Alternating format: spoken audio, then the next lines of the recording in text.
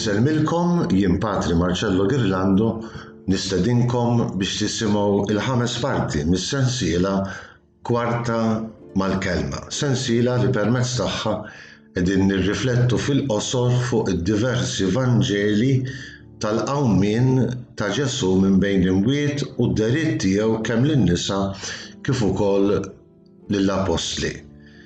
Fl-ewwel fl-ewwel 4 partijiet ta' din is-sensiela rriflettejna fuq il-Vanġelu skont San Mattew u mbagħad skont San Mark.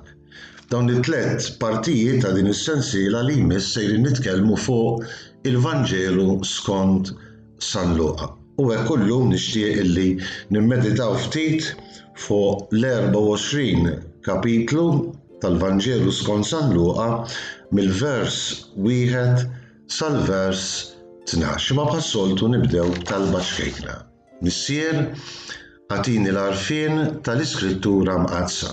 Femni permezz tagħha il-ġmiel ta' mħabbtek li tmexxi mhux biss poplu wieħed imma l-bnedmin kollha lejk u lejn Kristu ibnek. Għamel li bħal Marija u l-qaddisin l-ispirtu tiegħek ibiddel l-għarfien f'talba kontinwa u nikbru fl-għarfien tal-kelma biex insiru tassew dixxipli tal-għerf qaddis tiegħek. Amen. Ejjew nisimgħu x'jgħid San Luqa. Kmieni mas-sabħ tal-ewwel jum tal-ġimgħa marru ħdejn il-qabar u ħadu magħhom il-fwejjaħ li kienu ħejjew. Huma sabu l-ġebla imgerba minn quddiem il-qabar. Imma meta daħlu fih il-katavru tal-mulej Ġesu ma sabuhx hemm. U kif kienu mħassbin fuq dan, f'daqqa waħda derulhom żewġ tirġiel libsin il-bies jiddi. In-nisa mimlijin bil-biża' baxxew għajnejhom lejn l-art. Imma dawk qalulhom l-għala qegħdin fitxuh qalb il-mejtin lil minnu ħaj.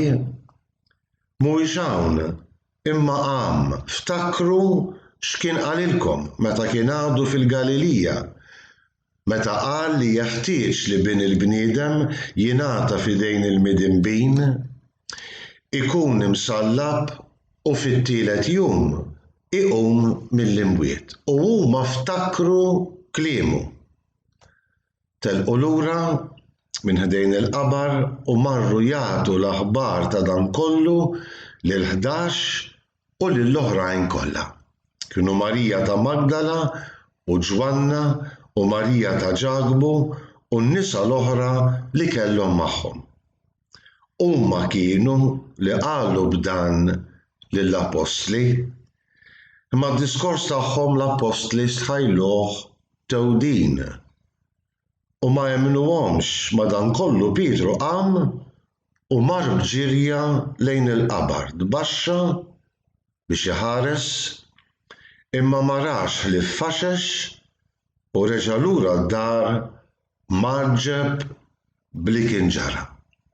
Ekku din hija l-ewwel silta illi jagħtina l-Evanġelista Luqa meta jitkellem mill-aħbar it-tajba tal-qawmien ta' Ġesu Kristu Sidna mill-imwiet. Jerġa' jfakkarna bħal Mattew u Marku illi huma grupp ta' nisa illi kienu osservaw il-mumenti kollha tal-passjoni ħarxa ta' Ġesu u li kienu wkoll raw id-difna tiegħu, anzi San Luqa jgħid illi n-nisa diġà il-ġimgħa fil-għaxija mhux biss raw il-qabar imma meta reġgħu lura d-dar ħejjew il-fwejjaħ u l-mirra u s-sibt għaddew fil-mistrieħ skont il-preċett tal-liġi.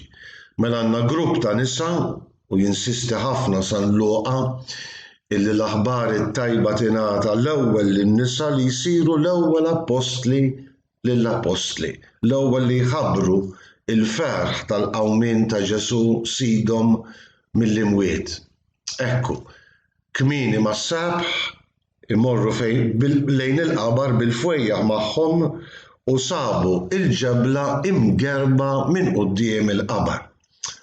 Ftakru li Ġesu ġie midfun ġo qabar tal-familja ta' Giuseppi ta' Arimatija. Jidher li kienet familja tat-tajjeb għaliex kellhom qabar kbir. Dawn l-oqbra tal-familji tat-tajjeb kienu jikkonsistu f'żewġ kmamar żgħar. L-ewwel kamra illi fejn it-tradizzjoni ludija tgħid li kienu jidilku l-ġisem ta' Ġesu u mbagħad ġewwa kien ikun hemm isu bank tal-ġebel fejn iqiegħdu l-mejjed jew il-mejta. Ovvjament kollox kien jingħalaq b'ġebla kbira sal-ġurnata tal-lum minn diversi oqbra ta' dan iż-żmien u wieħed jista' jara din il-ġebla kbira tonda illi tiġi mmexxija biex tagħlaq u mbagħad wara ċertu żmien terġa' tiftaħ biex tnaddaf il-qabar. Ekku, kienet tkun ġebla tqila minħabba l-bejjem ovvjament, biex ma jidħlux il-bejjem. Ġebla tqila ħafna. In-nisa isibu l-ġebla imċaqilqa. U kif qed jaħsbu fuq dan, kif seta' ġara dan, ekku, San Luqa jgħid speċifikament illi derulhom żewġ turdi f'daqqa waħda, mela għandna propju b'mod sorprendenti din id-dera, f'daqqa waħda derulhom qudiemhom żewġ tirġiel libsin ilbies jiddi. Mela għandna n-nisa li jidħlu fil-qabar u f'kemmili ngħidlek kważi f'berqa ta' dawl jidhru dawn iż-żewġ tirġiel libsin ilbies abjad. Ma tistax ma tiftakarx kif kellna diġà okkażjoni ngħidu meta tkellimna mill-Vanġeli l-oħra, ma tistax ma tiftakarx u naħseb li San Luqa kellu dan f'moħħu fil-glorja tat-trasfigurazzjoni tat-Tabor. L-ilbies kollha dawl bħalma Ġesu tbiddel u lbiesu sar abjad bħax-xemx. Terġgħu tgħid San Luqa fil-verżjoni tiegħu tal-qawmien minn bejn l-imwiet, ekku f'dan il-mument jgħidilna li kienu żewġ tirġiel libsin l-abjad, ma tfakkarniex din fil-glorja tat-Tabor, fit-trasfigurazzjoni, meta deru żewġ tirġiel ma' Ġesu. Mosè u Elija jitħattu miegħu fuq l-eżodu tiegħu, fuq it-tluq tiegħu. Ekku, huma dawn iż-żewġ tirġiel illi jxandru il-bxara tajba. L-għala qegħdin tfittxuh qalb il-mejtin lil minnu ħaj. Mhuwiex hawn, imma qam. Kważi hija ċanfira bil-pulit. Għaliex qed tfittxu lil minnu ħaj fost il-mejtin. Ovvjament in-nisa kienu għadhom ma femux għal kollox illi Ġesu kellu jqum verament minn bejn l-imwiet. Imma l-anġli ekku jċanfruhom bil-ħlewwa. L-għala qegħdin tfittxuh qalb il-mejtin lil min hu ħaj. Mhuwiex hawn imma qam kemm hi sabiħa. Mhuwiex hawn imma qam. Propju f'din il-kelma ċkejkna għandna l-qofol tax-xandira tal-bxara tajba tal-Knisja tal-bidu tal-Knisja illum. Mhuwiex hawn imma qam u qam tassew minn bejn l-imwiet. Interessanti kif f'din il-verżjoni ta' San Luqa bħal fiż-żewġ siltiet li sejrin naraw fiż-żewġ partijiet ta' din is-sensiela kwarta mal-kelma li ġejjin. Hemm insistenza fuq il-kelma ta' Ġesu. Isimgħu il-kliem. Ftakru x'kien qalilkom meta kien għadu fil-Galilija.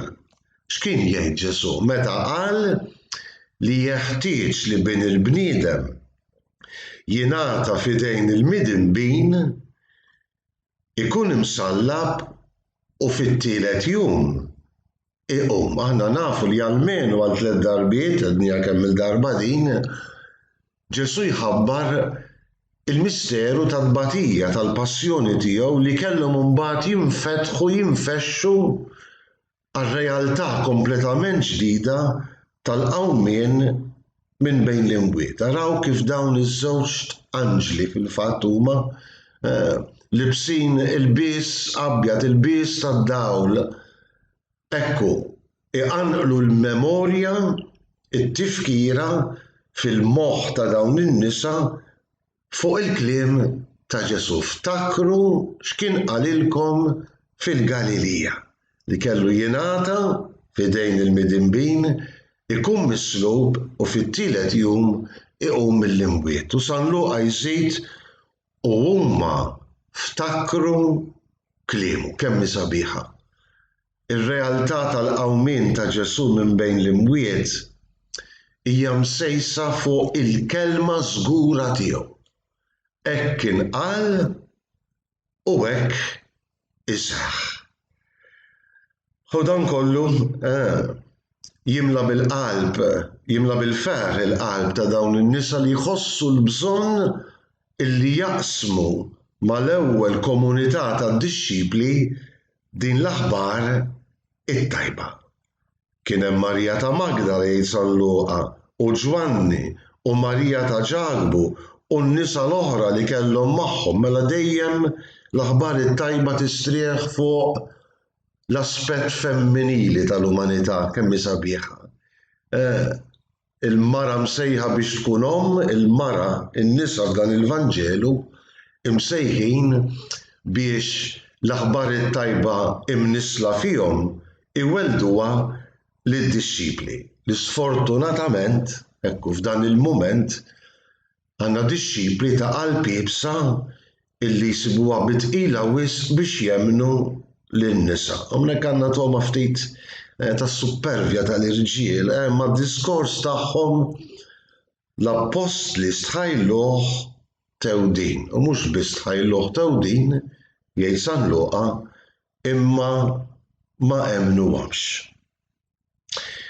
San Luqa jżid imbagħad dettall xkejken. Madankollu Pietru qam u mar bġirja lejn il-qabar, tbaxxa biex iħares imma ma rax li ffaxex u reġa' lura d-dar maġġeb li kien ġara.